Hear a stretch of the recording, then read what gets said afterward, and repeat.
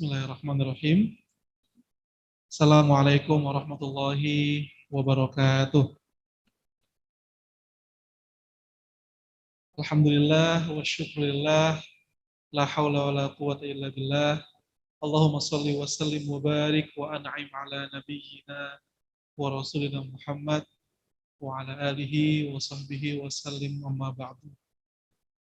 Qala Allah Ta'ala fi kitabihil karim ba'da a'udzu billahi minasy syaithanir rajim. La in syakartum la azidannakum wa la in kafartum inna 'adzabi lasyadid. Kita semuanya bersyukur, senang sekali akhirnya bisa berjumpa dengan teman-teman hadirin dan hadirat yang ada di Masjid Al-Arqam ini untuk setelah sekian lama, tentu itu semuanya adalah kebaikan dari Gusti Allah Subhanahu wa taala. Karena kasih dan sayang Allah, akhirnya kita masih bisa dipertemukan di sini. Meskipun kita tahu ada penggalan-penggalan jiwa yang ada di sini sudah lebih dulu mendahului kita. Ada banyak sekali kenangan-kenangan di masjid ini yang tidak bisa lepas dari beberapa orang yang memang punya banyak sekali kecimpung dan sumbangsih besar. Kita berdoa semoga orang-orang yang meninggalkan kita lebih dulu Allah berikan kebaikan yang luar biasa, dan kita sebagai orang-orang yang hadir setelah beliau-beliau mampu meneruskan jejak beliau. Mereka. Karena pada akhirnya kita tidak dan bukan kumpulan hari-hari. Innama antum ayyam. Kita ini adalah hari-hari. Kita didefinisikan dengan hari yang kita ambil. Kita ini dideskripsikan dengan hari yang kita lalui. Ada orang yang waktunya di dunia sedikit, cuma 40 tahun, cuma 50 tahun, tapi apa yang dia lakukan menjadi inspirasi bagi 100 tahun ke depan. Sementara ada banyak orang yang hidupnya ratusan tahun, tapi ketika dia mati, dia hanya diingat fulan lahir tanggal berapa, wafat tahun berapa. Itu ngeri banget teman-teman semuanya, ngeri banget hadirin dan hadirat semuanya, ngeri. Sengeri-ngerinya hidup adalah ketika orang itu, ketika kita mati, cerita tentang kita adalah dia dikubur di pemakaman ini, titik. Ngeri banget, Masya Allah. Tapi kalau misalkan cerita tentang kita, setelah kita mati, itu tentang apa yang telah kita lakukan, kebaikan apa yang telah kita persembahkan buat umat ini, buat manusia secara umum, buat orang-orang yang kita cintai, maka alhamdulillah hidup kita ternyata punya makna, dan semoga itu yang terjadi dalam kehidupan kita. Apalagi Rasul Shallallahu Alaihi Wasallam. Rasul itu kalau kita lihat usia beliau hanya 63 tahun. Beliau wafat di usia 63. Tapi dari usia 63 ini kita lihat 14 abad setelah beliau wafat, kita masih menyebut nama beliau. Kita masih menyenandungkan nama beliau dalam salawat-salawat kita. Allahumma shalli ala nabiyyina wa rasulina Muhammad. Padahal jarak kita dengan beliau 14 abad. Itu adalah bukti yang paling nyata. Betapa banyak sesuatu yang kecil namun bisa memberikan efek yang besar. Dan betapa banyak pekerjaan yang terlihat besar, tapi karena niatnya kecil, dia menjadi pekerjaan yang kecil. Dan berakhir dengan kecil. Ibnu Mubarak sampai berkata, kam min saghirin kabbarahun niyah, wa kam min kabirin saghgarahun niyah. Betapa banyak amal kecil yang menjadi besar karena niatnya besar. Dan betapa banyak amalan besar yang menjadi kerdil karena niatnya kerdil. Mungkin secara yang hadir di secara offline ini cuma satu soft. Tapi satu soft ini yang akan kembali ke rumahnya, yang akan memberikan inspirasi bagi orang lain, dan akan memberikan sebuah keberkahan bagi orang banyak. Karena memang yang banyak hadirnya online, ya kan? Yang online di sini saya lihat di Zoom ada beberapa puluh orang, yang di YouTube juga saya belum melihat Kita udah terbiasa, dan Al-Arqam udah terbiasa dengan yang online-online begini. Mungkin di masa depan kita nggak akan lepas juga, kalau pandemi selesai juga kita akan mungkin lanjut juga. Kajian Al-Arqam akan direkam, kajian-kajian yang bersifat kebaikan nggak akan hanya disaksikan oleh orang yang hadir, tapi juga bisa dinikmati oleh orang-orang yang ada di rumah dan ada di tempat bekerja. Sama kayak tadi, saya sebelum kesini, teman-teman, saya di mobil sejak jam setengah 10. Bukan untuk diam, saya ngisi kajian di Lampung. Jadi jam setengah 10 sampai setengah 11. Setengah 11 lanjut di Wonosobo. Dan yang dengar mungkin dari Lampung. Jadi banyak banget yang dengar juga barangkali bukan juga dari Wonosobo, tapi dari mana? Dari mana-mana. Oke, kesempatan pagi menjelang siang hari ini, setelah kita duha, setelah kita berzikir, kita ingin membahas tentang satu buku yang sudah alhamdulillah terbit tahun 2015, dan pada kesempatan kali ini saya berterima kasih kepada panitia yang sudah memberikan kesempatan untuk membedah buku ini. Yang mana kalau dalam setiap bedah buku itu saya punya sebuah asumsi, seringkali orang yang ikut bedah buku itu belum punya bukunya juga. Ya nggak apa-apa, nggak semua orang perlu punya bukunya, dan nggak semua orang perlu baca bukunya untuk membedah buku ini. Judulnya adalah Untuk Kalian Yang Rindu Perubahan. Buku ini adalah buku yang benar-benar lahir ketika saya masih SMA. Jadi saya nulis ini ketika saya masih di bangku madrasah aliyah. Saya nulis di kelas 1 aliyah sampai di kelas 1 sampai kelas 3 aliyah. Siapa di sini yang pernah merasakan tentang apa yang saya rasakan? Anak muda itu banyak waktunya untuk bingung dan khawatir. Anak muda itu kayak gitu seharusnya. Kalau anak muda ngerasa all is well, semuanya baik-baik aja, masalah justru. Kalau kita di sini yang gak lihat usia, mau muda mau tua, kalau kita merasa keadaan umat ini baik-baik aja, keadaan bangsa ini baik-baik saja, justru itu masalahnya. Karena teman-teman semuanya hadirin, dengan hati yang peka, kita akan merasakan umat ini sangat membutuhkan hadirnya solusi. Bangsa ini sangat membutuhkan hadirnya narasi yang bisa membuat kita kembali bangkit.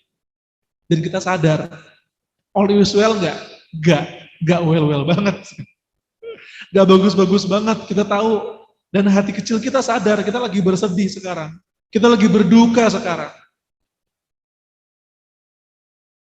Nah, kalau anak muda punya rasa gelisah itu yang akan mengantarkan dia menjadi orang yang besar di kemudian hari.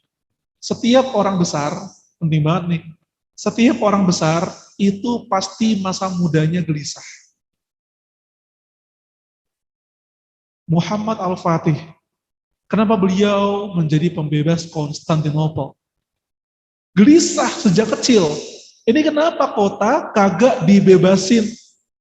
Udah 8 abad semenjak Nabi Muhammad menyabdakannya, latuf tahannal Konstantinia, akan dibuka, akan dibebaskan Konstantinopel. Tapi kenapa? Udah 8 abad gak kunjung dibebaskan. Dan tahukah hadirin hadirat teman-teman semua yang di Zoom, di YouTube, berapa kali percobaan pembebasan Konstantinopel? 7 kali. Al-Fatih itu orang yang mencoba ke-7. Ada 6 percobaan yang semuanya gagal. Qadarullah, takdirnya Allah. Al-Fatih gelisah, ini kenapa? Tidak kunjung dibebaskan, padahal dia sangat penting. Dan Rasulullah sudah menyabdakannya. Kekhawatiran itu, kegelisahan itu mengantarkan Muhammad Al-Fatih terus berpikir gimana caranya, bagaimana, dan terus bagaimana. Sampai ketemu akhirnya di usia 21, terbebaskanlah Konstantinopel dengan pemimpin terbaik serta pasukan terbaik. Persiapannya total 100% maknawi.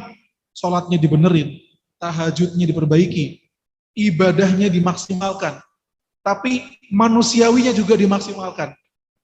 Beli meriam paling besar, siapkan pasukan paling gagah, siapkan kuda-kuda yang paling hebat, siapkan ide-ide yang paling brilian. Gak cuma modal doa doang, gak cuma modal tawakal saja, tapi ikhtiar manusiawinya juga maksimal. Al-Fatih gelisah dan dia dapatkan Konstantinopel. Salahuddin Al-Ayyubi, pembebas Masjid Al-Aqsa, pun gelisah. Kenapa gelisah? Karena sampai-sampai beliau berkata, beliau hidup ketika Al-Aqsa sedang dijajah, sama kayak saya dan teman-teman semua. Apa yang beliau katakan? Kaifa abtasim wal qudsu asir. Bagaimana saya bisa tersenyum kalau Al-Quds dalam keadaan terjajah? Saking khawatirnya, saking gelisahnya sampai ngomong kayak gitu. Gimana caranya senyum kalau Al-Quds lagi terjajah? Ini gimana? Gak logis kalau saya tersenyum tuh. Akhirnya beliau dengan kekhawatiran itu, dengan kegelisahan itu, beliau berpikir setiap hari hingga akhirnya Al-Aqsa terbebas. K.J. Ahmad Dahlan mendirikan Muhammadiyah. Teman-teman tahu pasti pencerah buku beliau itu gelisah melihat masjid keraton yang kenapa menghadapnya malah ke Afrika bukan ke Mekah. Gelisah melihat bid'ah khurafat merajalela di mana-mana, gelisah melihat umat yang dijajah oleh company Belanda, gelisah itu. Coba misalkan Kiai Haji Ahmad Dahlan pulang ke Nusantara terus bilang semuanya baik-baik saja, nggak ada yang perlu diperbaiki, nggak ada Muhammadiyah, nggak ada gerakan pembaruan, nggak ada gerakan kebaikan, karena beliau sejak awal merasa baik-baik aja, tapi hati yang peka akan sadar bahwa selalu ada ruang untuk bisa memikirkan umatnya. Dan buku ini, untuk kalian yang rindu perubahan, adalah ikhtiar kecil saya untuk gelisah. Sesederhana itu, teman-teman. Sesimpel itu. Buku ini adalah uraian kegelisahan saya, yang saya harap bisa mewakili gelisahnya teman-teman juga. Makanya banyak banget di berbagai tempat, di berbagai kampus, bahkan orang-orang Singapura sering mengundang juga buat bedah buku. Kok bisa sampai ke sana? Dan orang Malaysia merasakan kegelisahan yang sama. Maka inti dari buku ini untuk kalian yang berperubahan adalah satu saja, berbagi kegelisahan. Kalau Anda belum gelisah, saya ingin membuat Anda sudah gelisah, saya akan membuat Anda tambah gelisah. Kalau kita semua sudah gelisah, kita akan berpikir bagaimana agar gelisah kita terkristal menjadi amalan yang mampu membuat solusi. Karena orang tidak akan beraksi sebelum dia gelisah. Dan orang nggak akan gelisah sebelum disadarkan. Maka buku ini ikhtiar kecil untuk membuat kita semuanya sadar bahwa ada sesuatu yang perlu dikisahkan. Itu loh. Simpelnya begitu. Nah, kenapa namanya untuk kalian yang rindu perubahan? Itu nama dari penerbit. Kalau judul aslinya tuh Perform to Reform. Kita hadir untuk mengubah. Kita hadir untuk mereform, membuat sebuah bentangan perubahan bagi orang lain. Nah, ya itu judulnya dan simbolnya digambarkan dengan seekor ikan yang loncat di akuarium satu ke akuarium lain lebih bagus gitu ya. Hijrah. Bahasa enaknya, kalau bahasa cokro sudah sampai di mana hijrah. Karena hijrah itu perjalanan yang tidak akan pernah berhenti. Berhentinya pas sudah mati. Setiap orang merasa saya sudah berhijrah dan saya sudah selesai berhijrah, kurang tepat. Karena hijrah itu adalah perjalanan kita yang tidak akan pernah selesai sampai kita menutup mata untuk yang terakhir kali. Sampai bertemu dengan Allah, hijrah akan tetap terus ada. Nah, next. Fakta-fakta dari buku ini, teman-teman semuanya, seperti saya bilang tadi, ditulis ketika masih SMA. Kelas 1 sampai 3 aliyah, kemudian dirangkum. Dan ini hasil perenungan 3 tahun, kumpulan tulisan tentang banyak hal. Saya nulis semuanya yang bisa saya tulis, ada motivasi, sejarah, dan saya sejak dulu memang suka dengan sejarah. Kenapa? Karena dengan sejarah itu kita akan apa namanya ya, belajar dari orang-orang besar di masa lalu. Rasulullah SAW itu punya masalah, dan kita juga punya masalah. Tapi masalah yang dialami Rasul itu nggak bisa dibandingkan dengan masalah kita. Masalah kita terlalu receh gitu. Dengan kita memahami masalahnya Rasul, kita jadi paham, ngapain Gar kamu sedih, ngapain Gar kamu overthinking, masalahmu ki receh tenan gitu loh. Ngapain kamu harus bersedih dengan masalah yang bagi Rasul dan orang-orang besar di masanya itu masalah apa? Dijauhi teman. Apalagi masalah finansial, belum dikirimin uang. Rasul SAW dan orang-orang hebat terdahulu, hidup mereka lebih berat, tapi mereka lebih survive. Tapi kan nggak bisa dibandingin. Orang zaman dulu sama zaman sekarang, zamannya beda. Zamannya beda. Tapi sama-sama dikaruniai 24 jam yang sama. Umur yang sama, makan dari tempat yang sama, keluarnya juga dari tempat yang sama. Tidurnya sama, mandinya sama kayak air. Bedanya apa? Ya beda zaman aja. Overthinking juga dulu ada, sekarang ada. Masalah uang zaman dulu ada, sekarang juga ada. Itu yang membuat saya suka dengan sejarah. Agar kita itu gak mudah galau dengan masalah-masalah kita. Dengan kita membaca kisah masa lalu, kisah Rasul, kisah para sahabat, kita jadi ngerti ternyata nggak perlu ada yang terlalu di overthinkingkan. Jangan terlalu galau memikirkan masalah-masalah kita, karena sungguh masalah kita itu ringan, insya Allah, dan masalah seberat Rasul aja udah ada solusinya, apalagi masalah kita. Kemudian salah satu bedah buku online pertama di Indonesia. Karena dia terbit 2015 dan WhatsApp juga baru banyak yang punya WhatsApp. Buku ini dibedah secara online, jadi saya masuk ke grup WhatsApp ini, contoh masuk ke grup WhatsApp Nasyidul Aisyah, masuk ke grup WhatsApp Muhammadiyah Batam, masuk ke grup WhatsApp ibu-ibu pengajian di Bengkulu gitu. Jadi bedah buku pertama buku itu didiri oleh sekitar 2.000 orang dari seluruh Indonesia secara online tentunya ya. Belum ada Zoom, kita belum tahu. Bahkan saya kenal Zoom gara-gara pandemi. Kalau nggak ada pandemi nggak kenal sama Zoom sama Google Meet. Next, apa yang ditulis di buku ini teman-teman semuanya? Nah sebenarnya kalau kita membahas terlalu teknis apa yang ada di buku ini, kita mungkin akan perlu banget untuk yang mau kita fokus apa yang menjadi isinya saja. Buku untuk kalian yang rindu perubahan ini, berusaha saya susun melalui bab. Bab yang pertama, kita kenal dengan segalanya sebelum kita mengubah orang lain, kita harus mengenal dulu diri kita sendiri. Life starts here. Tidak mungkin ada orang yang bisa menginspirasi orang lain kalau dia belum kenal dirinya. Arafa nafsahu, arafa rabbahu. Siapa yang kenal dirinya, dia akan mengenal Tuhannya. Karena mengenal diri kita, itu adalah cara kita untuk melihat kelebihan kita di mana, kekurangan kita di mana. Yang lebih ini bisa kita lakukan untuk manfaat buat umat.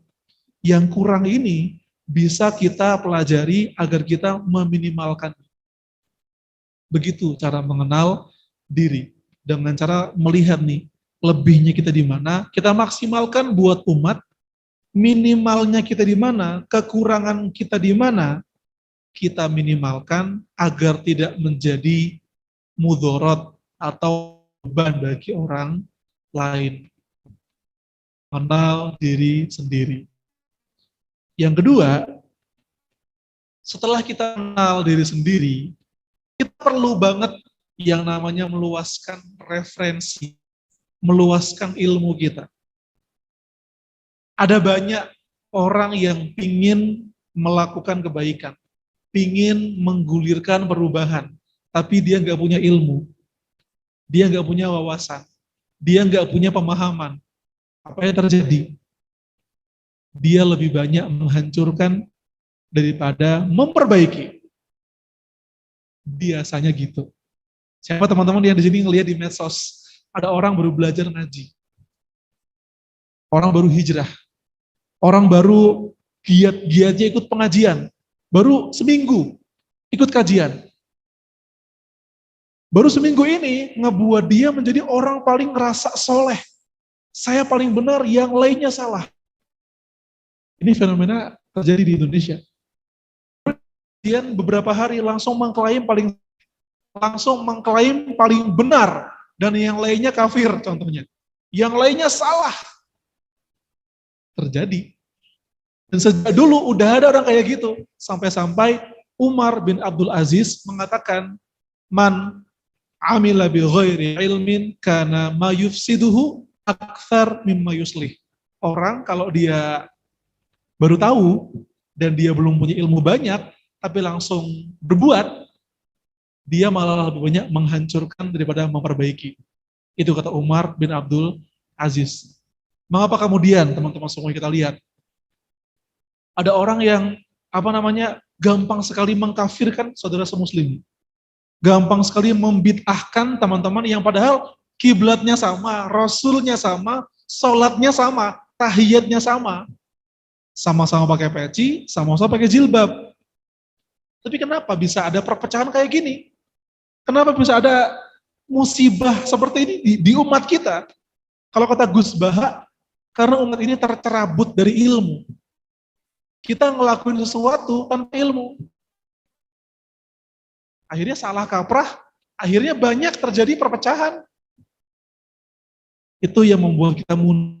Itu yang membuat orang pengen ngelakuin perubahan, tapi caranya salah.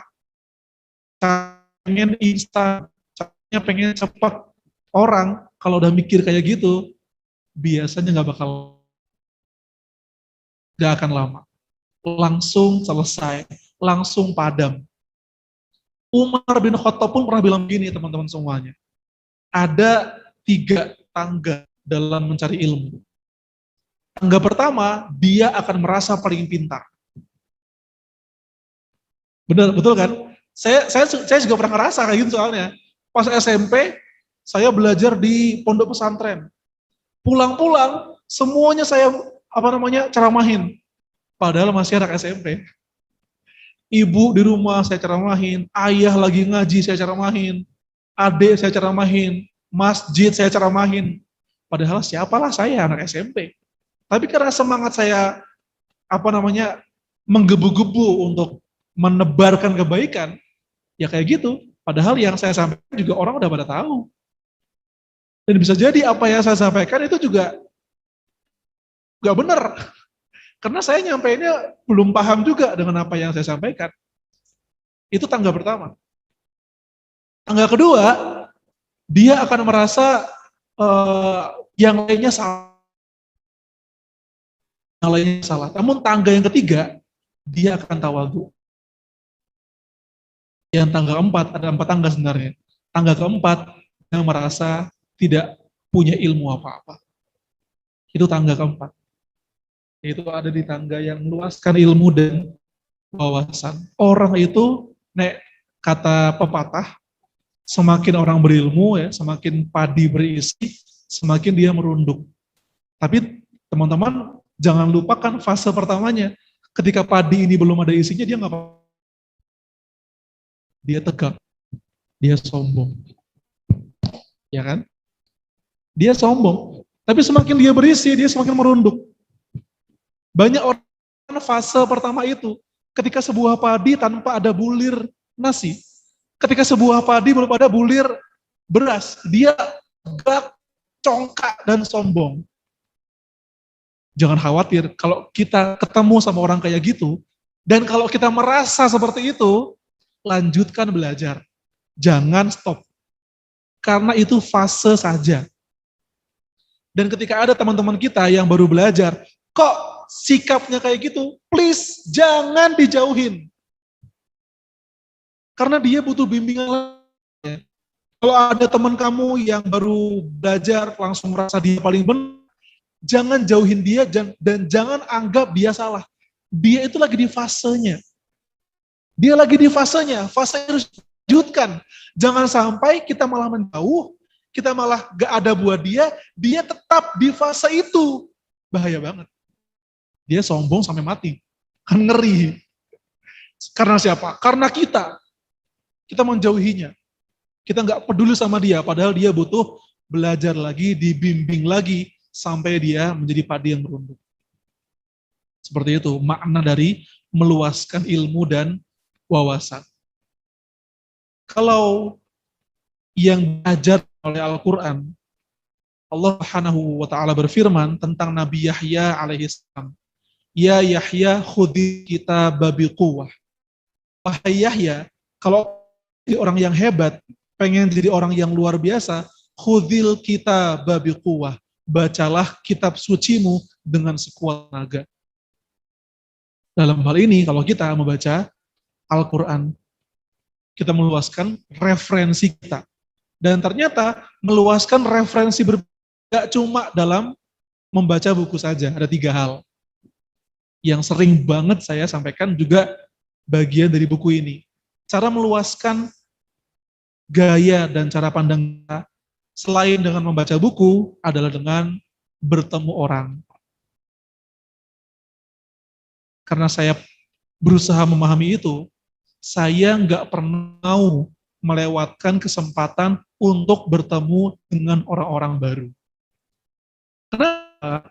Karena bisa jadi ketemu sama orang ini akan menjadi momentum yang mengubah hidup saya. Bener banget. Betapa banyak orang yang selama puluhan tahun yang tentu arah, ketemu sama satu orang yang dia nggak sadar dan dia nggak ingin, tapi pertemuan itu mengubah hidupnya selama-lamanya. Pernah nggak gini? Pernah nggak kita di medsos membaca sebuah kalimat, quote, yang kita nggak tahu siapa yang nulis. Kita nggak tahu siapa yang buat. Tapi kalimat itu membuat kita berenergi dan luar biasa. Nah kan? Semuanya relate. Tapi pernah nggak dibalik membaca sebuah kalimat yang kita nggak tahu yang nulis siapa, tapi nyelakit banget. Nyakitin banget sampai-sampai kita bad mood seharian. Itu baru kalimatnya. Bagaimana dengan bertemu orang? Bertemu orang itu, teman-teman semuanya, kita perlu. Kalau dia orangnya baik, kita pasti akan dapat inspirasinya. Kalimatnya aja sesuatu. Apalagi wajahnya. Apalagi attitude-nya. Bertemu dengan Ustadz Al-Flas. Ada attitude-nya, ada akhlaknya, saya bertemu dengan inspirasi. Ada banyak ilmu dari beliau. Kadang ilmu itu tidak diucapkan. Kadang ilmu itu bisa kita lihat dari raut wajah, dari pandangan mata, dari cara berjalan. Dari cara berjalan, bahkan dari cara dia berkata, dari cara dia bersujud, dari cara dia duduk, bahkan dari cara dia selfie. Mungkin, sangat mungkin loh. Ini orang gimana nih?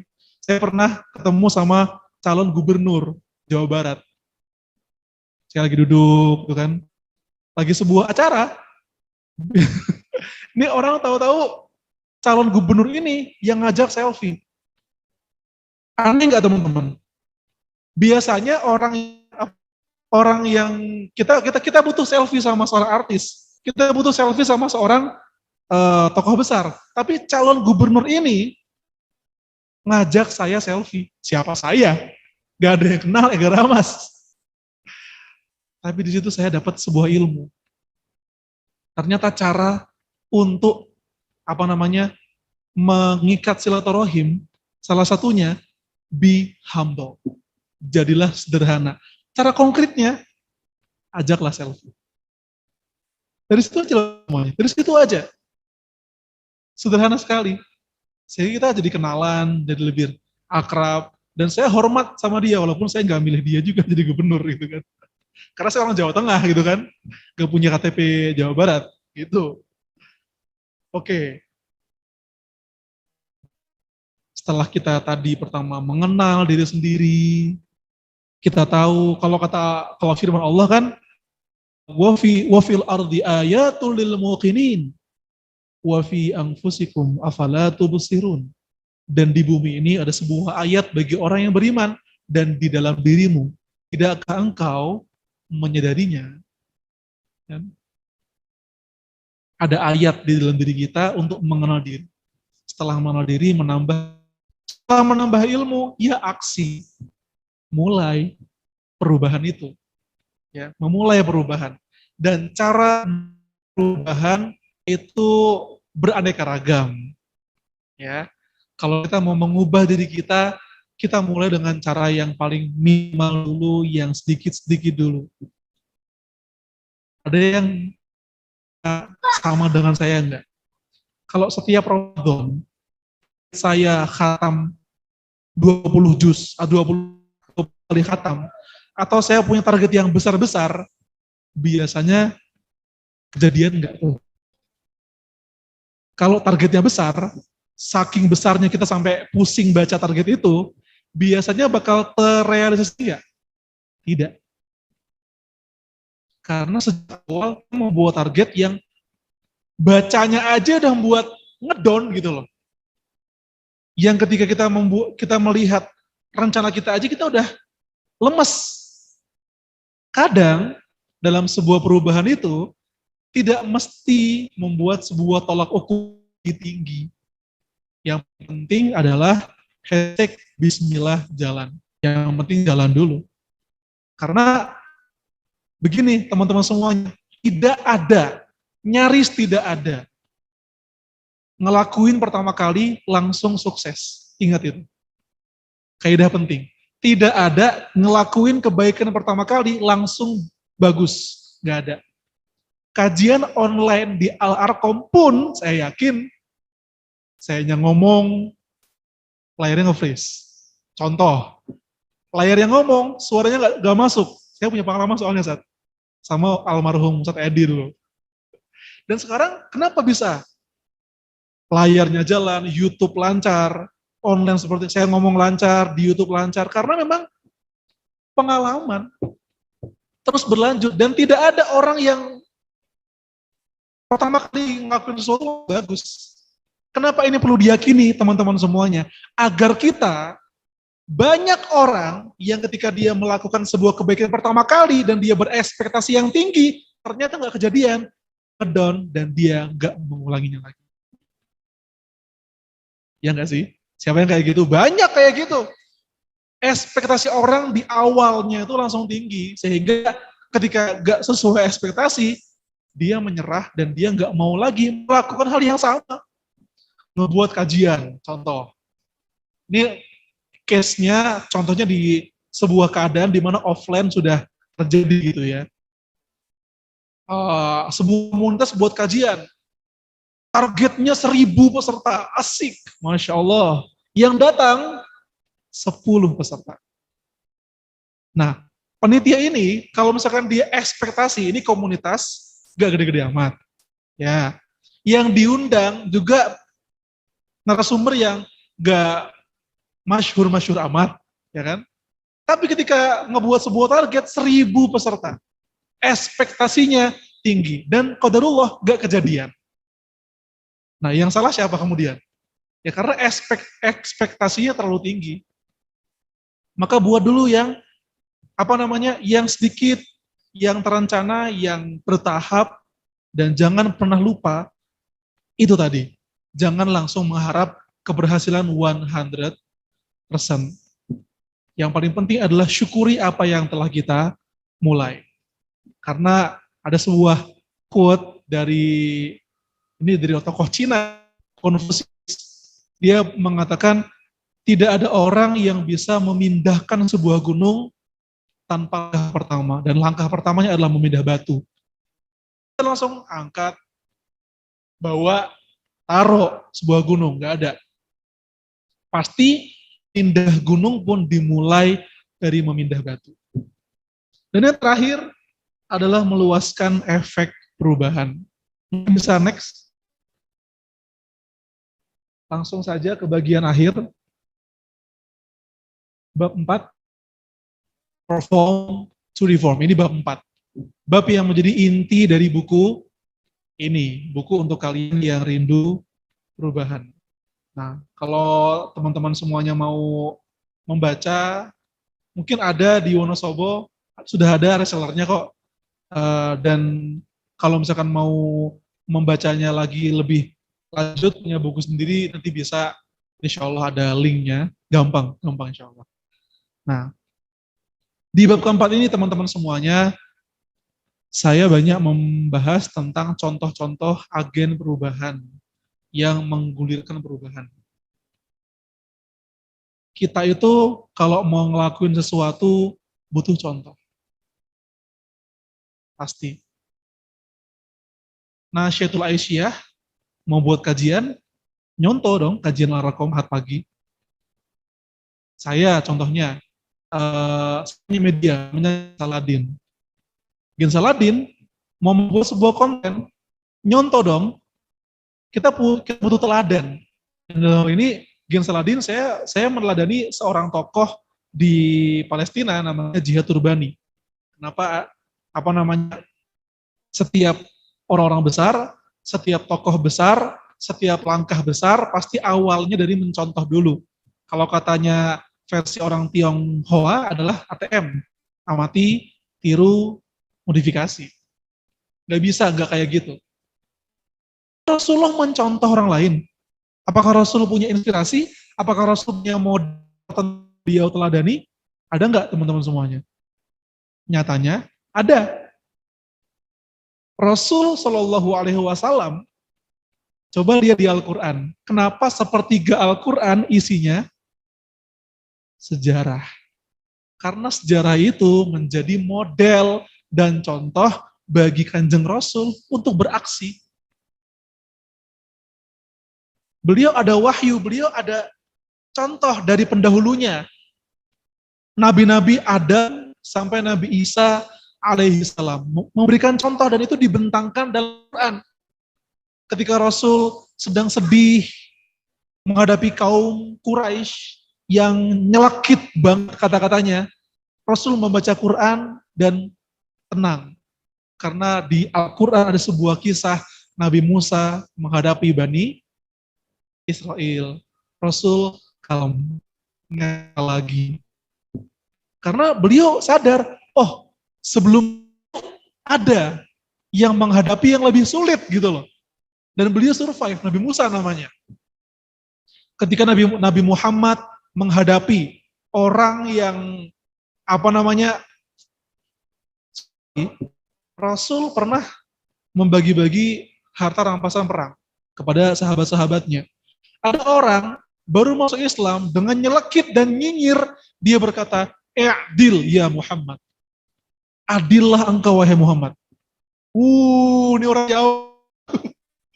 Gak ada angin, gak ada badai, Rasul adalah orang paling adil, dan orang ini tahu-tahu bilang, "Adillah engkau wahai Muhammad." Rasul apa enggak kaget itu? Sahabat-sahabat aja kaget. Ini orang siapa? Nyuruh Rasul berlaku adil. Rasul kan paling adil. Di antara kita paling adil Rasul Shallallahu Alaihi Wasallam. Rasul kaget dengan kata-kata orang ini. Namun Rasul bersabda seperti ini. Laqad udhiya Musa asyaddu min hadzal. Sungguh pendahuluku namanya Nabi Musa pernah disakiti dengan kalimat yang lebih sakit dari ini. Tapi dia sabar.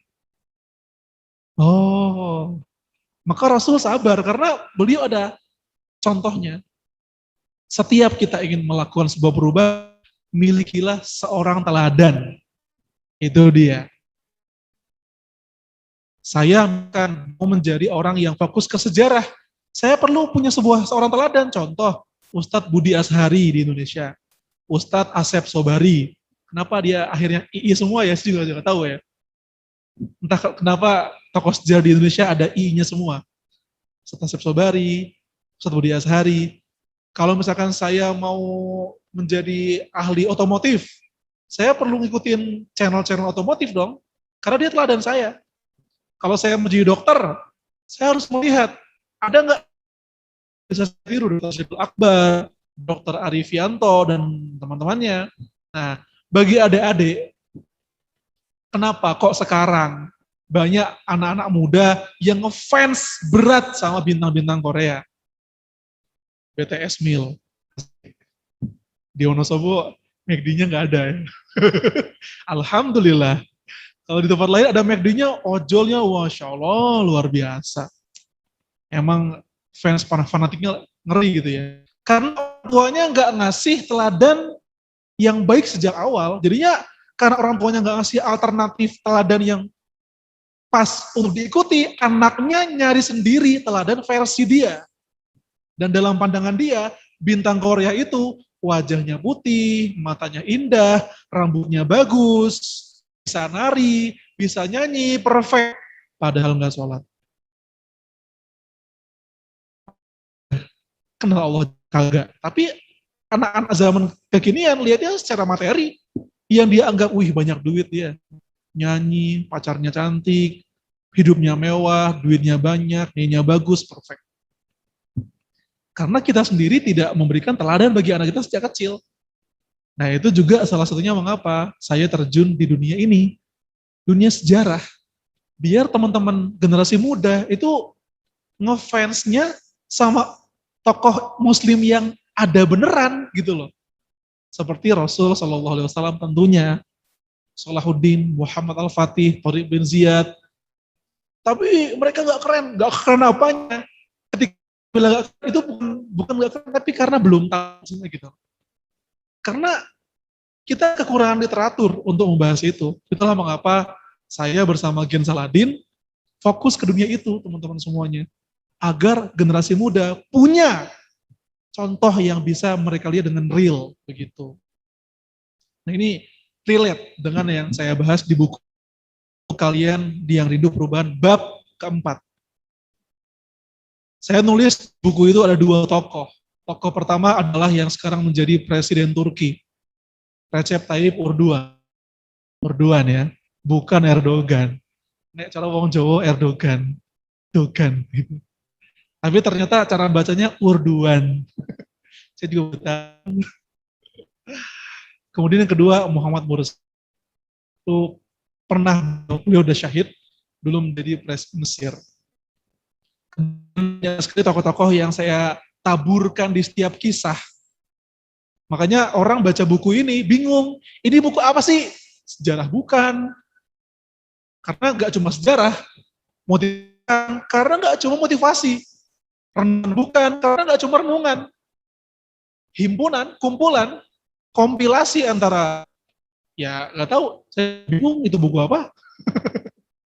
Ada sejarahnya, ada motivasinya, ada renungannya, yang jelas saya curhat di situ. Makanya saya bilang, buku ini seharusnya lebih tepat disebut sebagai sebuah surat dibanding sebuah buku. Yang qadarullah, surat tebal. Surat yang tebal yang saya berikan kepada anak-anak muda. Tadi pagi ada orang yang datang ke rumah dari Kalongan, kuliah di Surabaya.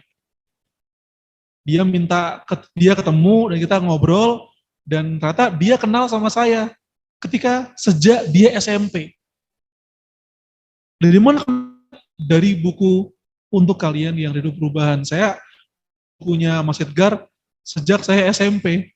Belum pernah ketemunya tadi pagi. Masya Allah, saya rasa dengan tulisan, dengan buku kayak gitu, kita itu udah silaturahim sama orang belum temu gitu loh. Karena kita nggak boleh menyia-nyiakan dan meremehkan apa yang kita tulis. Karena barangkali tulisan status WhatsApp yang kita tulis sangat mempengaruhi hidup orang di hari itu. Jangan remehkan kekuatan huruf yang kita jadikan caption, tweet, status tulisan di Facebook. Karena barangkali ada hidup orang yang berubah sejak dia membacanya. Dan sangat mungkin kita masuk surga karena tulisan, masuk neraka juga karena tulisan. Itu sampai ada ulama berkata, Hibrul ulama yuzanu yaumal qiyamah bidima'i syuhada. Tinta para ahli ilmu ditimbang seimbang tara dengan darahnya para syuhada. Itu teman-teman semuanya. Itu apa? Saya memilih jalur ini, nulis. Padahal teman-teman semua tahu siapa sih yang hari ini baca buku. Kagak ada, jarang banget orang baca buku semuanya. Orang lebih suka lihat vlog, lihat TV. Tapi saya percaya setiap video akan menemukan penontonnya. Setiap tulisan akan menemukan pembacanya. Setiap caption akan menemukan followernya. Setiap kebaikan akan mendapatkan penerimanya. Jangan pernah ragu berbuat kebaikan karena seremeh apapun akan ada yang menerimanya. Boleh jadi yang Ibu Mbak Mas katakan tahun 2021 masuk di alam bawah sadar anak muda, tapi nggak dia aplikasikan, dia baru ingat 30 tahun kemudian.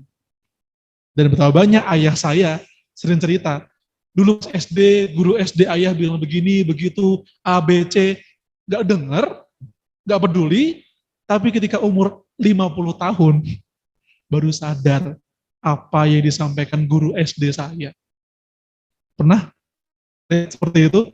Pas SD kita kan bebel, ya wajar aja anak kecil main-main sama teman-teman, main nyeser kalau di sawah, nyari ikan, nyari singkong, gak peduli sama kata-kata orang, quote lagi, nasihat lagi, ceramah lagi, bosen. Tapi justru ngehnya, dapat chemistry-nya baru 20 tahun, 30 tahun kemudian. Mungkin ini jadi motivasi bagi kita semuanya yang mau nulis, mau membuat sebuah vlog barangkali, yang mau membuat sebuah nasihat di status media sosial kita, ini dia bermakna. Terakhir, ada beberapa kutipan dari buku untuk kalian yang belum perubahan. Yang pertama, makna akhlak bagi manusia. Ya, seorang matematikawan Muslim Al-Khawarizmi dia berkata, ini masyhur sekali. Ditanya tentang nilai manusia, maka beliau menjawab begini. Beliau membuat sebuah perumpamaan. Manusia itu, jikalau dia berakhlak mulia, ibarat angka 1. 1.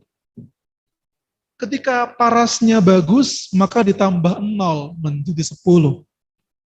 Ketika hartanya banyak, tambah 0 menjadi 100. Ketika dia berasal dari nasab yang mulia, ditambah 0 menjadi 1000.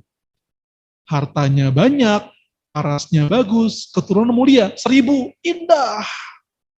Tapi, kalau angka 1 hilang, alias, kalau akhlak mulia hilang, maka 3 0 yang berderet itu tidak akan ada gunanya. Cerdas. Al-Khawarizmi adalah tokoh matematikawan Muslim yang sangat masyhur di zamannya. Kalau akhlak ini saya taruh di bab 1. Yang kedua, slide 2 tentang awal. Awal pasti sulit, saya bilang tadi kan. Every beginning is difficult. Semua awal memang rumit. Sinetron Ikatan Cinta awalnya rumit.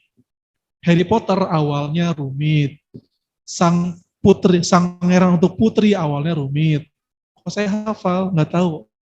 Jadi TV, pas lagi nyelonong aja tuh. Setiap film, serial, anime, kartun, kisah hidup orang awalnya rumit. Tapi awal yang rumit itu akan menciptakan akhir bahagia, pasti. Pasti. Karena nggak seru, kalau tahu-tahu langsung lihat sebuah sinetron, langsung happy ending, apa nih? Bahkan di film-film dulu, anak-anak pas kita anak-anak, Snow White, Cinderella, siapa lagi? banyak lah gitu ya. Awalnya pasti anak ini hidup dengan penyihir ya kan, mau keluar nggak bisa, mau menantang si penyihir nggak bisa, tapi akhirnya dalam bahasa Inggris kita kan sebuah istilah, they are live happily ever after. Itu di buku bahasa Inggris saya tuh. Di SD, SMP, SMA diulang terus. Pada akhirnya kebaikan akan selalu happy ending gitu. Kalau awalnya bisa kita lalui, maka jangan pernah kita suudzon sama Allah kalau dikasih masalah yang sulit. Justru kadang bersyukur, ya Allah terima kasih engkau sudah men-setting difficult beginning. Karena saya yakin dengan awal ini engkau akan menyajikan surprise ending di akhir. Dan Allah pasti menjanjikan pada iman wal akibatu, artinya happy ending bagi orang beriman. Kemudian ada dua lagi, seni berkomunikasi. Rasul itu orang yang paling pandai berkomunikasi. Dengan segala pendekatan, dengan segala keramah tamahan dan kewibawaan. Kemudian yang terakhir, cara Jepang berbenah. Silakan dibaca sendiri teman-teman semuanya. Insya Allah ini bisa menjadi sebuah teman rehat sambil rumput maca di sore di hujan sambil kita di teras rumah, atau sambil mau tidur daripada kita lampu mati dan muka kita bersinar dengan gadget, mending buka buku aja buat dibaca ya, karena selain menyakiti mata kita, gadget sebelum tidur juga kurang bagus. Ya, mending baca buku aja. Oke, begitu aja teman-teman semuanya. Sebenarnya ada banyak lagi, tapi ya namanya juga dibedah. Nggak semuanya ya. Semoga kita bisa mengambil manfaatnya. Wa'alaikum minkum. Assalamualaikum warahmatullahi wabarakatuh.